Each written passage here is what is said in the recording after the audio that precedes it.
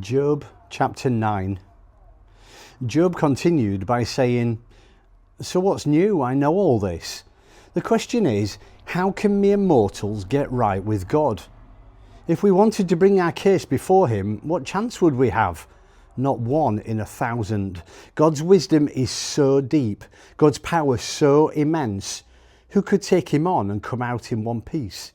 He moves mountains before they know what's happened, flips them on their heads on a whim. He gives the earth a good shaking up, rocks it down to its very foundations. He tells the sun don't shine and it doesn't.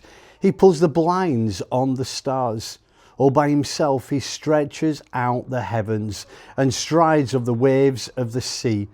He designed the Big Dipper and Orion, the Pleiades and Alpha Centauri. We'll never comprehend all the great things he does. His miracle surprises can't be counted. Somehow, though, he moves right in front of me. I don't see him. Quietly, but surely he's active, and I miss it. If he steals you blind, who can stop him? Who's going to say, "Hey, what are you doing?" God doesn't hold back on his anger. Even dragon-bred monsters cringe before him. So how can I ever argue with him? Construct a defense that would influence God. Even though I'm innocent, I could never prove it. I can only throw myself on the judge's mercy. If I called on God and he himself answered me, then and only then would I believe that he'd heard me. As it is, he knocks me about from pillar to post, beating me up black and blue for no good reason. He won't even let me catch my breath, piles bitterness upon bitterness. If it's a question of who's stronger, he wins hands down. If it's a question of justice, who will serve him the subpoena? Even though innocent, anything I say incriminates me. Blameless as I am, my defense just makes me sound worse. Believe me, I'm blameless. I don't understand what's going on. I hate my life.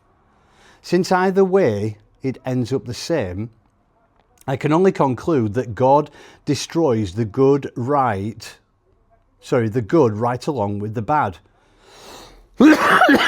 Excuse me.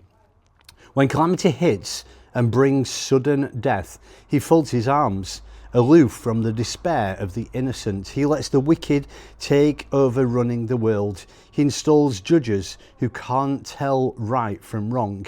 If he's not responsible, who is? My time is short. What's left of my life races off too fast for me to even glimpse the good. My life is going fast, like a ship under full sail, like an eagle plummeting to its prey. Even if I say I'll put all this behind me, I look on the bright side and force a smile, all these troubles will still be like grit in my gut, since it's clear they're not going to let up. The verdict has already been handed down. Guilty. So what's the use of protests or appeals? Even if I scrub myself all over and wash myself with the strongest soap I can find, it wouldn't last. You'd push me into a pigeon or worse, so nobody could stand me for the stink. God and I are not equals. I can't bring a case against him. We'll never enter a courtroom as peers. How I wish we had an arbiter to step in and let me get on with my life, to break God's death grip on me, to free me from this terror so I could breathe again. Then I'd speak up and state my case boldly. As things stand, there is no way I can do it.